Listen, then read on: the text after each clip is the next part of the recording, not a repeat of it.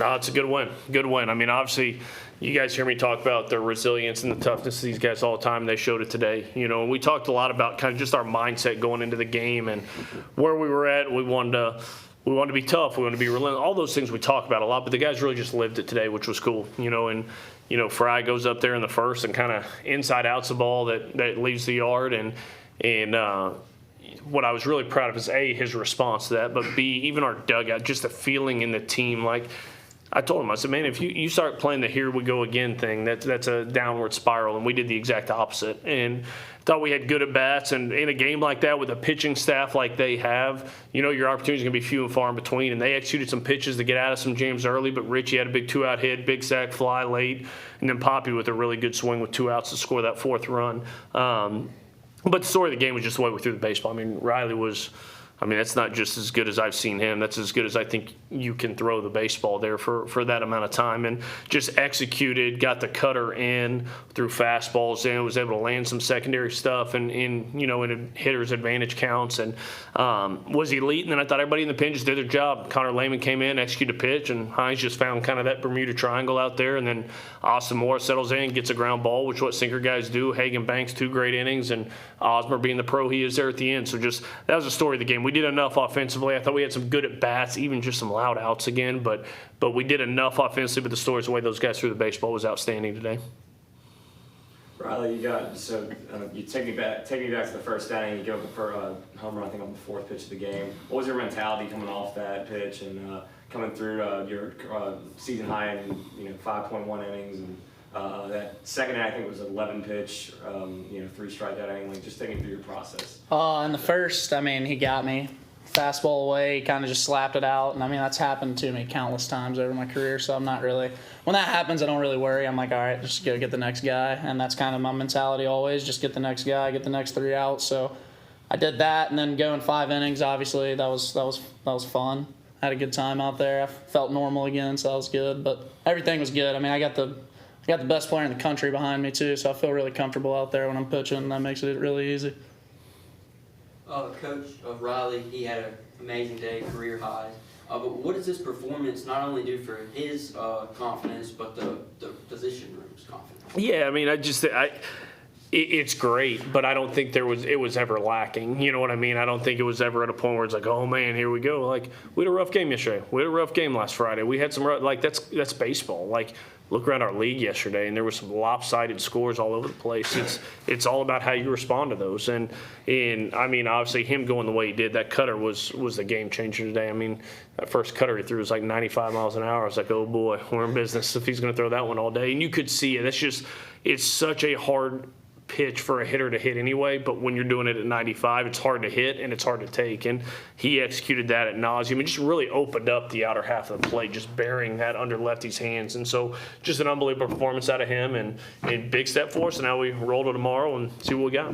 Coach, you take me through the dugout's response after the first 2 innings, or I guess it was the first inning, ends in, you got base traffic out there and you kind of leave runners stranded and stuff, and you kind of fall into the mentality, like you said, of we're down early again, like we're trying to work our way back. And then they respond obviously later with some clutch hitting as well. So you can just walk me through the dugout mentality. Yeah, hitting's just the hardest thing in the world to do, and especially when you got stuff like those guys have. And man, when guys can really execute 2 different breaking balls, it's a bear, man. And that guy's, the stuff is good. It's 93, 92, 93, but it's a hard slider and then a bigger curveball. So it's just 2 different looks with that, which can be tough. That can just be a tough thing to execute. But he got us a little bit early. Credit him. He executed some pitches early and did a good job.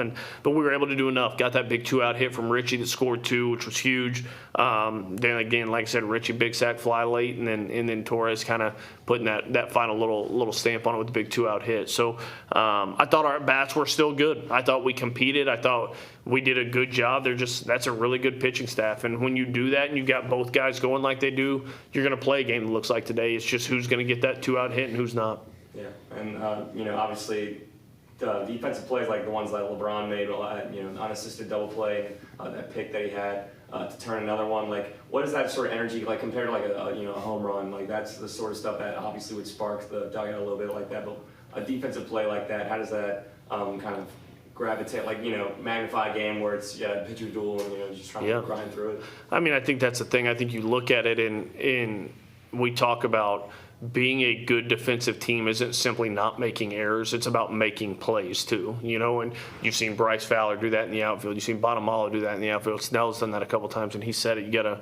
superstar standing out at shortstop that it's funny, you can get numb to the fact that you stop getting surprised. It's like, yeah, no kidding, he's gonna make us what he's supposed to do, so it's huge. Like, you just got to be able to separate your offense from your defense. If you're having a tough day offensively, you can still change the game with how you defend, and Braun just tends to do both of them pretty well.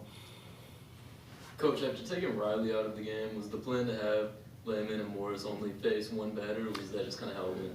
Yeah, kind of how it went. I mean, if we go get Hines there and maybe he faces the next guy too, but we kind of had those two ready. So we thought Lehman was a good matchup for Hines. It's a really good break ball. It's a good velo, and it's a dude that ain't scared. And so we thought he was a good matchup. And then we knew once you went first and third, we had ammo ready because you knew you had that sink to it. And he comes in and does his job. And the beauty of doing that is you'll have all those guys on the board again for tomorrow. How did you think of John Young Jr. playing today? He had a great bunt to set up the 2 runs in the 7th inning. What did you think of that? Yeah. He also forgot to turn a double play there at the end, which was interesting. But no, John was great. Like, when we looked at that, the splits against left-right against our starter are big. And so, we wanted to kind of stack it with some lefties in there. John's a Jersey kid, man. That guy ain't scared of anything. And I knew he would compete. He'd give us everything he had. And even as a bat before that, the ground out to second was, that ball was smashed off the bat. Just hit it right at the guy. Really good at bat, really good swing. His first at bat, he battled. And then they execute a really good pitch there at the end against him. Gets a big bunt down, beats it out. And then made some really good plays at second. He just, for a hot second, just decided he wanted to make it a little harder on Oz there. But you got a pro on the mound who handled it. So John was great. Yeah, and also when you stack a lineup with 5 straight lefties at the bottom of the order, that shows like a lot of confidence, I think, from your end. In some of the players you have on this team and stuff. You just walk me through kind of the process there, and like a decision like that, and being comfortable having 5 straight lefties. Yeah, and that was the beauty. We knew we had Stat and Norton sitting on the bench ready to go. So, they had those lefties down in the pen. If they go to them, we had those guys ready to go. They had them moving there in the 8th.